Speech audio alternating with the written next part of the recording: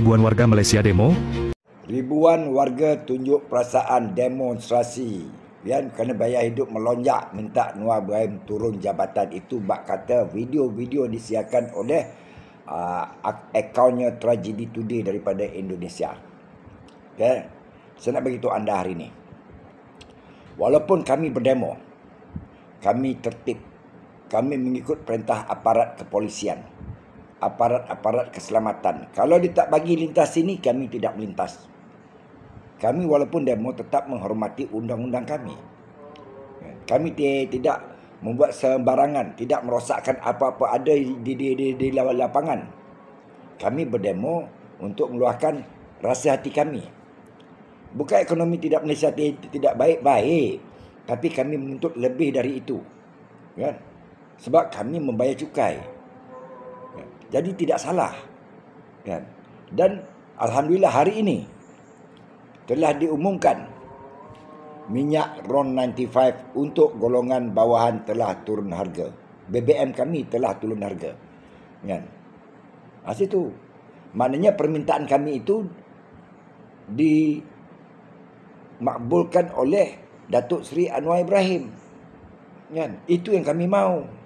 Bukan hanya sekadar berbaik cakap di parlimen, bercakap di depan-depan orang ramai. Tidak. Kami mau bukti, mau tuntutan itu dibuat, mau pernyataan itu dibuat. Dan hari ini diumumkan pada sekian hari bulan sekian minyak RON 95 bersasar RM1.99 murah daripada RM2.05, walaupun kurang 6 sen, tetapi nilai dia cukup besar.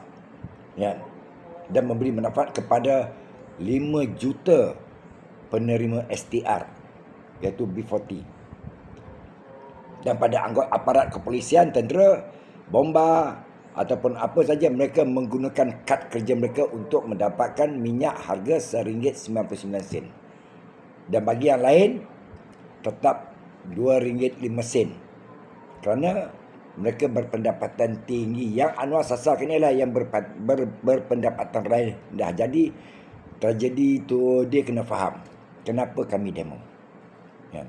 Tetapi kami demo secara sopan. Ya. Kalau dibandingkanlah kan, minta maaf cakaplah. Dan terima kasih kerana telah mengambil berat tentang pendemo-pendemo Malaysia. Kami di Malaysia aman-aman aja. Kan? Kami tetap menyokong kerajaan yang ada, walaupun hanya kami tidak menyukai pemerintah hari ini, tapi kami tetap menyokong apa saja dasar-dasar mereka buat. Itu sistem kami. Ya, pilihan kami.